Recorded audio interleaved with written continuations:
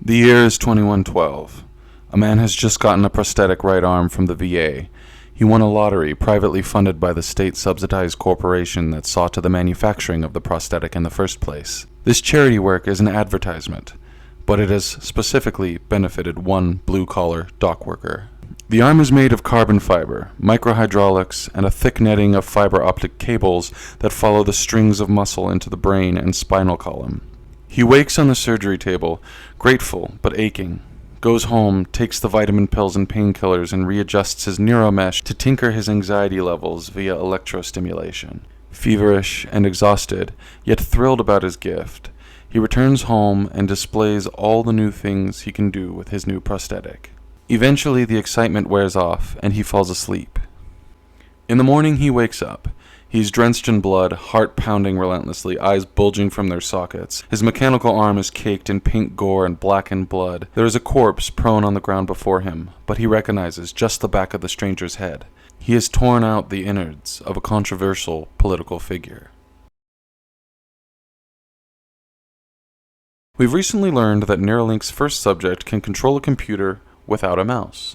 We've also learned that Neuralink has experienced its first glitches. We've also all seen the movie Upgrade, so we all know where this is heading, right? That being said, the idea of an AI or a malware or some nefarious virtual demon sneaking in and messing with the fundamentals of our identity is not a new fear. We've also seen The Exorcist too. Modulation of organ, limb, or brain is not necessarily what is frightening. What is frightening is the question of where we are supposed to identify our sense of self with all of these new capabilities. A chunk of me is of American Indian descent, so I grew up with the stories of the Carlisle schools and Pope's Revolution and ghost dances.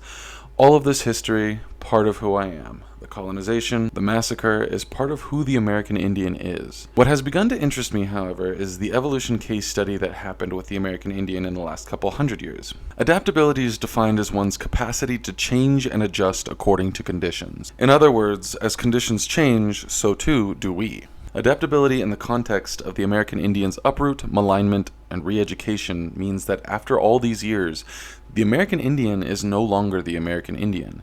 In fact, my great-great-great-grandfathers and grandmothers had become something new altogether, a sort of indigenous alien. American Indian culture is associated with Frybread as much as it is associated with the pottery and painting that they had been doing for hundreds of years before colonization by Europeans. Frybread didn't come from hunting bison, making pueblos, and sweating out demons and kivas.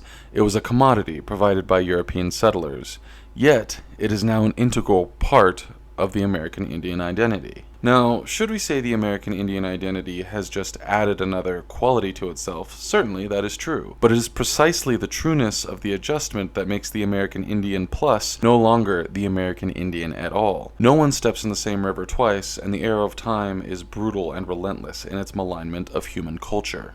Human culture is already modular. Remove this, insert that, on and on, until heritage and nationality don't actually mean a single solitary thing, because what it was is never what it will ever be again. Culture is something humanity is desperately trying to preserve so that we may continue to manufacture a sense of identity. However, culture is something that only exists in so much as it is not making internal adjustments, and it is always making internal adjustments, unless that specific culture is dead. A thing that is a thing that is not changing. A thing that is not changing is either nothing or frozen in time. Cultures die only when they cannot change, when they become hallowed and gate-kept, preserved with the metaphysical formaldehyde of the living cultures developing around it. A mind is the same. Similarly, the body is constantly shedding cells, drowning bacteria in bile, burning off viruses, culling the cancer cells that it is creating. The body's identity is in flux, just like the Earth's, as its own molecules and components are reconfigured, demolished, and rebuilt. Like the universe, trapped in constant cycles of violence and production, swept up in the ebb and flow of entropy. Furthermore, the indigenous alien is also what every human being already was. From unicellular to multicellular, from aquatic to land-dwelling, humanity has been both less and more than itself since the neocortex first attempted pattern recognition and categorization. Consider the history of the mitochondria, once a prokaryotic organism contracted by another to produce its energy. By becoming social, this organism became something altogether new, a network. In abandoning itself, it became itself. We are maligned, maladjusted monstrosities, bubbling cancerous bulbs of flesh and nettings of clumped cells, bastard thoughts that we can't even claim as our own, personalities derivative of everything that came before, yet unlike anything the universe has ever experienced. The external is made internal, the outside is inside, and vice versa, on and on. We are the horrors of the Isle of Dr. Moreau, amalgams of pre-existing forms with no mad genius to guide our deformation. Humanity is a Frybread taco. Fear of the Terminator is not fear of losing one's self to technology, but the uncanny possibility that there was never such a thing as humanity before technology. A cyborg is a soul enmeshed with technology, someone who is both human and a tool, but the cyborg is also not a new creature. Humanity, since the development of tools, has always extended its being with external objects. The Neanderthal smashing her sister with a sharp stone is the secretary driving her Dodge LaFemme 5 miles to the office, is the finance gal day trading Bitcoin, is the femcell jacked into the holosphere getting fucked into oblivion with an auto-masturbator hosted by a hairless and rigid-bodied virtual anime man. William Gibson created cyberspace. More importantly, he made obvious what J.G. Ballard had made obscure. Technology and humanity are on a direct collision course that will change the meaning of philosophy, sexuality, sociality, and humanity itself. To say that humanity has this capacity, however, is also to say that what humanity is in the first place is not something that is easy to put a finger on. Especially as it dances along the tip of the arrow of time, it has never been more obvious that we are more and less than what we are. When it comes to a new functional definition for a body or a sense of self, "you are what you eat" comes to mind. What this non-controversial phrase accidentally acknowledges is that a person is not a person. You are what you eat, insomuch as the things that you consume also become you, in the form of vitamins and nutrients, or television shows, or news articles, or pornography. You are therefore not you, in a way that implies a devastating existential lack. You are you only for a period of time, under specific conditions, specific mental states, specific physical continuities and discontinuities, etc. But even the security of being a thing for a time muddies the thing itself. You become less you the more specifically you define yourself. Unless you are not even that, and a clearly defined thing is never what you were. Unless you accept that you are also your nutrients. You are the potato as it is grown. You're your excrement, the fertilizer that grows the nutrients. You are not only you, but all the objects foreign to you, the indigenous alien, the Frybread taco. What then are we to do with Neuralink? The modular human is on the way because the modular human is already here. In however many years, a lab-fabricated liver won't be so scary, and as a consequence, eventually brain-spinal supremacy will come to an end. Hell, they've already done a successful head transplant. Brains will also become swap-out parts someday because we're already becoming a network beyond the brain, because we already were. Consider that you are likely seeing this on a machine that reminds you to wake up, reminds you of important dates, stores information about you, about the details of your identity. Your brain is already in places it shouldn't be, as is your identity. Your innards are already spilled across J.G. Ballard's dashboard from the collision. They bake in the sun until you become the crow that picks at your remains, and then the soil that takes you back and grows the food your grandchildren will consume, and then become. Just because augmentation started outside of your head doesn't mean it's not you.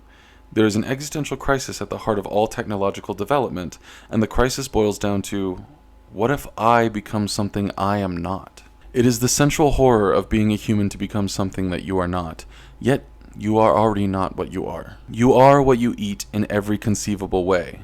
You're already not you. The only difference is that you haven't realized it yet. My intuition is to run screaming from all of this, run from transience, from the emptiness of identity, and get as far away from this idea as physically possible. I want to remind myself of C.S. Lewis's Abolition of Man, and the horror and the trauma of Alcosan's disembodied head dangling from cables and wires as the dead man was brought back to life like that decapitated puppy the Soviets reanimated. I want to run. But where to should I run? The foundations of self are crumbling because they always were. Maybe we've already crossed the event horizon, and the only direction we can go is towards the singularity.